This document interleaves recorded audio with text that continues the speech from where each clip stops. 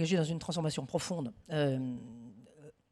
On y est poussé et de toute manière, avec la société, on se transforme d'une société qui s'appelait Total en une société qui s'appelle Total Énergie, justement, qui va devenir multi-énergie. Avec, si on se projette à 2030-2050, ça va être une société en 2050 dont le mix énergétique sera à beaucoup plus de 50% renouvelable et électrique.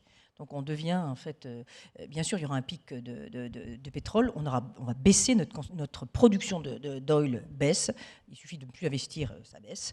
La production de gaz va, comme je vous l'ai expliqué, pour transformer essentiellement des pays qui sont non OCDE et qui sont encore très dépendants des énergies fossiles comme le charbon, va augmenter puis décroître pour atteindre en 2050 moins de 12%, le pétrole moins de 12%. Et toutes les nouvelles molécules vont faire plus de 25% de notre, donc tout ce qui est bio, hein, puis e-fuel. Tout ça va faire plus de 25% de notre mix et évidemment le renouvelable 50%. C'est une transformation profonde qui signifie des investissements importants, qui signifie un changement du business model, qui signifie un changement de la formation d'une entreprise de fossiles vers une entreprise électrique. Donc c'est assez significatif. Et puis en parallèle de ça, on décarbone. Alors on cherche cette décarbonation, donc c'est justement on baisse notre scope 1 et 2, c'est-à-dire nos propres émissions, massivement, en électrifiant, en arrêtant ce qu'on appelle le methane flaring, en alimentant tous nos sites industriels avec de l'énergie renouvelable, en modifiant les process, l'efficacité énergétique, et puis ce qu'on n'arrive pas en construisant des puits de carbone, à la fois des puits de carbone industriels pour nous-mêmes et pour nos clients, ce qu'on appelle le CCS, captant le carbone. Reforestation.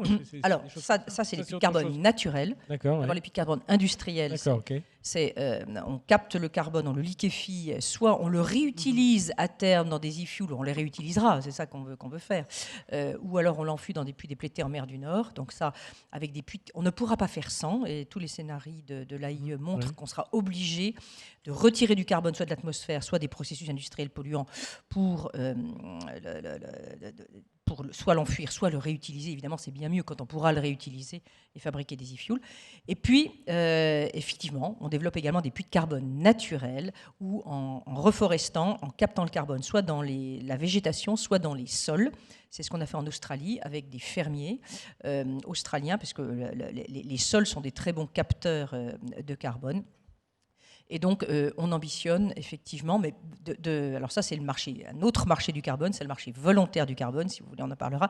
Et, on pousse un peu l'Europe à se doter d'un tel marché volontaire, de crédit volontaire du carbone.